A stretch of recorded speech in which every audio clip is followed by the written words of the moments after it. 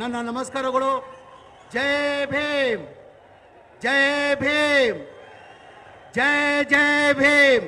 ಜರ ಜೋರಾಗಿ ಧ್ವನಿಯಲ್ಲಿ ಹೇಳಿ ಸರ್. ತಮಗೆಲ್ಲ ಗೊತ್ತೇ ಇದ್ದಂಗೆ 2014 ಕೇಂದ್ರದಲ್ಲಿ ಬಿಜೆಪಿ ಸರ್ಕಾರ ಬಂದಾದ ಮೇಲೆ ನಮ್ಮ ರಾಜ್ಯದವರೊಬ್ಬ ಕೇಂದ್ರದ ಮಂತ್ರಿ ಆಗಿದ್ರು ಅನಂತ್ ಕುಮಾರ್ ಹೆಗಡೆ ಅವರು ಒಂದು ಮಾತನ್ನ ಅಂದರು.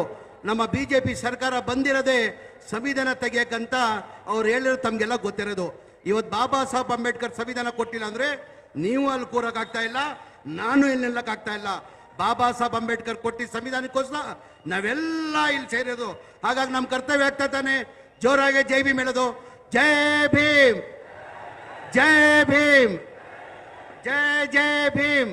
ವೇದಿಕೆ ಮೇಲೆ ಆಸೀನಿರುವ ನಮ್ಮ ಪಕ್ಷದ ಮುಖಂಡರು, ಈ ರಾಜ್ಯದ ಮುಖ್ಯಮಂತ್ರಿಗಳಾದಂಥ ಟಗರಾದಂಥ ಮಾನ್ಯ ಸಿದ್ದರಾಮಯ್ಯ ಅವರೇ, ಉಪಮುಖ್ಯಮಂತ್ರಿಗಳಾದಂಥ KPCC ಅಧ್ಯಕ್ಷ ಆದಂಥ ಮಾನ್ಯ DK ಶಿವಕುಮಾರ್ ಸಾಹೇಬ್ರೆ, ನಮ್ಮ ಕರ್ನಾಟಕ AICC ಇನ್ಚಾರ್ಜ್ ಸೆಕ್ರೆಟರಿ ಆದಂಥ ಸುಜ್ಜವಾಲಾ ಸಾಹೇಬ್ರೆ, ವೇದಿಕೆ ಮೇಲೆ ಆಸೀನಿರುವ ಎಲ್ಲ ನಮ್ಮ ಪಕ್ಷದ ಮುಖಂಡರೇ, ಇಲ್ಲಿದ್ದಂಥ ಎಲ್ಲ ಆತ್ಮೀಯರೇ, ಇವತ್ತು ಜನ ಕಲ್ಯಾಣ ಬೃಹತ್ ಸಮಾವೇಶನ ಹಾಸನ ಜಿಲ್ಲೆಯಲ್ಲಿ ನಾವು ಹಮ್ಮಿಕೊಂಡಿದ್ದೀವಿ. ಇಷ್ಟು ದೊಡ್ಡ ಮಟ್ಟದಲ್ಲಿ ಕನಿಷ್ಠ ನನ್ನ ಅನಿಸಿಕೆ 2.5 ಇಲ್ಲ 3 ಲಕ್ಷ ಜನ, ಅದಕ್ಕಿಂತ ಹೆಚ್ಚಾಗಿ 2 ಪಟ್ಟು ಜನ ಆಚೆ ಇದ್ದಾರಂತ ಮಾನ್ಯ ಪೊಲೀಸ್ ಇಲಾಖೆಯವರು ಹೇಳಿದ್ದೀರಾ.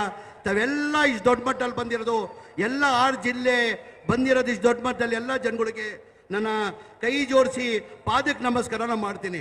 ತಮಗೆಲ್ಲ ಗೊತ್ತೇ ಇದ್ದಂಗೆ ನನ್ನ ಅನಿಸಿಕೆ ಈ ಜನಸಾಗರ ನಾನು 2022 ಕೊನೆಯಲ್ಲಿ ಸಿದ್ದರಾಮಯ್ಯ ಉತ್ಸವ ಆದಮೇಲೆ ಇಲ್ಲೇ ನಾನು ನೋಡಿದ್ದು ಜನ ಅಂತ ಹೇಳಕ್ಕೆ ಬಯಸ್ತಾ ಇದ್ದೀನಿ. ನಾನು ದಯಮಾಡಿ ಹೆಚ್ಚಾಗಿ ಮಾತಾಡೋಕೆ ಹೋಗಲ್ಲ, ಏನಕ್ಕಂದರೆ ಭಾಳ ಕಾತ್ರಿಂದ 3 ಗಂಟೆ ಆಗಿದೆ. ತಾವೆಲ್ಲ ಯಾರು ಊಟ ಮಾಡಿಲ್ಲ, ತಾವೆಲ್ಲ ಭಾಳ ಕಾತ್ರಿಂದ ನಮ್ಮ ನಾಯಕರಾದಂಥ ಟಗರಾದಂಥ ಸಿದ್ದರಾಮಯ್ಯ ಅವ್ರ ಮಾತು ಕೇಳೋಕ್ಕೆ ತಾವು ಕಾಯ್ತಾ ಇದ್ದೀರಾ. ಹಾಗಾಗಿ ನಾನು ಹೆಚ್ಚಾಗಿ ಮಾತಾಡೋಕಲ್ಲ, ಇನ್ನೊಂದು ದಿನ ಹಾಸನ್ಗೆ ಬಂದು ತಮ್ಮ ಉದ್ದೇಶಿ ಮಾತಾಡ್ತೀನಿ ಅಂತ ಹೇಳ್ಬಿಟ್ಟು ನನ್ನ ಯಾರು ಮಾತಾಡೋಕೆ ಅವಕಾಶ ಕೊಟ್ಟಿದ್ದು ನನ್ನ ಮಾತು ಮುಗಿಸ್ತೀನಿ. ಜೈ ಹಿಂದ್, ಜೈ ಕರ್ನಾಟಕ, ಜೈ ಕಾಂಗ್ರೆಸ್.